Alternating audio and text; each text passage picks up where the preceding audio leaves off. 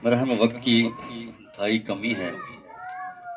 अब मैं इस तकरीब के मेहमान खसूसी पाकिस्तान पीपल्स पार्टी आज़ाद जम्मू कश्मीर इंसानी हकूक़ के चेयरमैन साहिबजादा महमूद अहमद एडवोकेट साहब से गुजारिश करूंगा कि वो स्टेज पर आएं और अपने ख्यालात का इज़हार फरमाएं।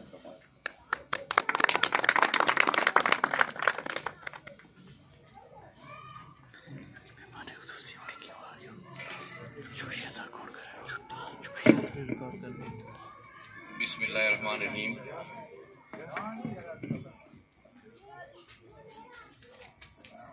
आप हजरात काफ़ी देर से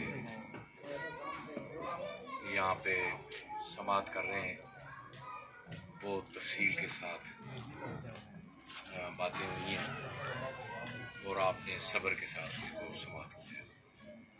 तो मैं स्टेज पे बैठे हुए जुमला जो मेहमान ग्रामी हैं और आज की तकरीब के हवाले से जिस तरह से आपने वज़ीर इज़्ज़त बख्शी है ज़ुबैर साहब को, ज़ुबैर कालस साहब पूरा नाम लिखते हैं शायद ये, तो उनको सबसे पहले आपकी तरह मैं भी मुबारकबाद देता हूँ और आप लोगों ने दिल खोल कर बड़े इत्मीनान के साथ उनको मुबारकबाद दी, हौसला बढ़ाया, हिम्मत बढ़ाई और बहुत तारीफ की और वाकई वो काबिल तारीफ है। के साथ खलील मोहर साहब बैठे हुए हैं, हीर कुट्टी से हैं, चेयरमैन के उम्मीदवार हैं, और जो साहब हैं वो जो तहसीन साहब हैं, इस तरह अब्दुल खालिक साहब हैं, जावेद जमाल साहब की गुफ्तगू मीठी मीठी प्यारी सी, मुझे सुन के बहुत खुशी हुई। मुझे अंदाज़ा हुआ कि बड़ी सोच समझ रखने वाले लोग हमारे दरमियान मौजूद होते हैं। और इनके साथ चौधरी बशीर साहब हैं अंदरा सेरी से, चौधरी इफ्तिखार साहब ये भाई जो स्टेट सेक्रेटरी रहे, और दीगर चौधरी जमील साहब जो कह रहे थे कि मेरा वो ना बनाए सिलसिला ये मोहब्बत किसी और से है, तू है प्यार किसी और का, तुझे मांगता कोई और है। तो वो है दिल से कहीं, तो कहीं के कहीं और है नजर आते कहीं के और क्वाकब कहीं, वो शेर है ना, मुझे पूरा नहीं आता। हमारे साथ हाँ वो मतलब कुछ चीजें ऐसी होती हैं। इसी तरह कोई पीटीआई के दो दोस्त हैं, इफ्तिखार साहब में वो नौजवान से बड़े खूबसूरत बड़े प्यारे बड़ी अच्छी बातें की उन्होंने।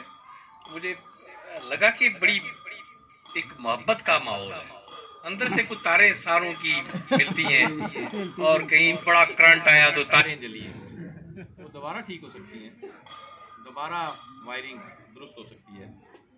तो मैं सच्ची बात यह है कि जब ये इलेक्शन बल्दियाती अनाउंस हुए तो मैं वो प्रोसीडिंग जो सुप्रीम कोर्ट में होती रही बतौर वकील सुप्रीम कोर्ट, अल्लाह के फजल करम से आपका खादिम की हैसियत से वहाँ पेश होने में मुझे काफ़ी 15-20 साल का अरसा है और बहुत सारे जजेस साहिबान को मैंने देखा है, उनका अरूज और सारी चीज़ें अदलिया के अंदर जो चीज़ें होती हैं। तो सच बात यह है कि चीफ जस्टिस जो है सुप्रीम कोर्ट के दौरान प्रोसीडिंग्स बेशुमार दफ़ा ऐसी चीज़ें आई, मैं वो बतौर ख़ास ये जो लोकल बॉडीज़ के इलेक्शन हैं इनकी जिस दिन हेयरिंग होती थी सुनने जाता था एक स्टूडेंट की हैसियत की क्या हो रहा है। Chief justice supreme court was very adamant, वो डटे हुए थे इस बात के ऊपर और उन्होंने बहुत दफा कहा कि मैं आजाद कश्मीर में लोगों के बुनियादी हकूक के ऊपर किसी को शब खून नहीं मार रही। मैंने तय कर लिया है ये इलेक्शन होना है और ये हो कर रहेंगे। और फिर आपने देखा कि ऐसे ही हुआ कि वो इलेक्शन उनका इनकाद हुआ और इसका सेहरा मेरा कोई, मैं आपको यकीन से कहता हूँ, मेरा कोई इंटरेक्शन, मेरी कोई वो ख़ास किसी से वो नहीं है पर्सनल। तो मैं बिल्कुल रिवार्ड देता हूँ chief justice supreme court Azad Kashmir राजा सईद अकरम साहब को कि ये बल्दियाती इलेक्शन आज़ाद कश्मीर में उन्होंने करवाया, ये किसी पार्टी ने नहीं किया और शायद कोई पार्टी इसमें इतना दिल जमी से थी भी नहीं। पीपल्स पार्टी तो बहरहाल एक अवामी पार्टी है, लंबी बात है, बहुत तफसील से बाकी बातें की जा सकती। तो ये इलेक्शन जब इनका इनकाद उन्होंने यकीनी बनाया तो मुझे बहुत खुशी होती रही प्रोसीडिंग्स के दौरान। एक बार हुकूमत ने कहा ये वो, उन्होंने कहा कुछ भी हो जाए, कुछ भी हो जाए, मैं लोगों के फंडामेंटल राइट्स के ऊपर कोई कंप्रोमाइज नहीं करूंगा, ये इंतखाबात होना है, हो के रहे। तो मैं अब किसी भी जगह पे, छोटी जगह हो या बड़ी जगह हो, मैं चीफ जस्टिस सुप्रीम कोर्ट आज़ाद जम्मू कश्मीर को मुबारकबाद पेश करता हूँ। उन्होंने लोगों के बुनियादी हुकूक उनको देने के लिए अमलन काम, और इसी तरह हाई कोर्ट के चीफ जस्टिस साहब भी, उनका रवैया भी अवामी है, अवामी लोगों को इंसाफ देने का हम पेश होते रहे, मैं अंदाजा होता है। कता नजर बाकी चीजों के कुछ चीजें ऐसी होती हैं कि जब कोई आदमी कोई रोल प्ले कर रहा होता है वो आपको अपना सा लगता है जब वो हकीकी बात करता है। तो ये इलेक्शन की प्रोसीडिंग्स के बाद ये हुआ कि डिस्कशंस आने लगी, तो मेरी अपनी कॉन्स्टिट्यूंसी चूंकि मेरे भाई लीड करते हैं वहाँ पे, इशफाक जफर साहब आज सेहत की खराबी की वजह से किसी ने बताया वो नहीं आ सके, तो यकीनी तौर पे इशफाक जफर साहब की वफात के बाद बहरहाल वो खड़े रहे।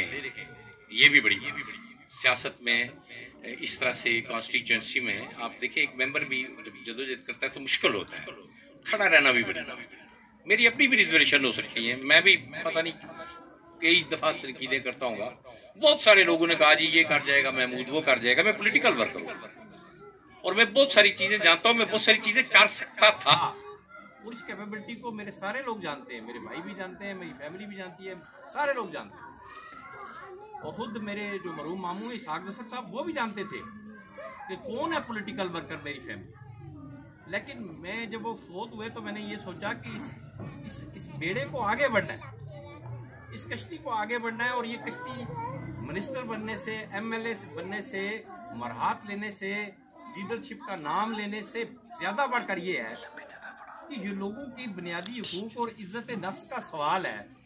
और जब हम कोई भाई आपस में ऐसे हो जाएंगे अमलगम और इस तरह से कोई आपस में गड़बड़ करेंगे तो बाकी लोग मायूस होंगे और अवामी हुकूक की बात नहीं हो सकेगी। मैं अपना ज़ाती फायदा तो शायद उठा सकूंगा और उठा सकता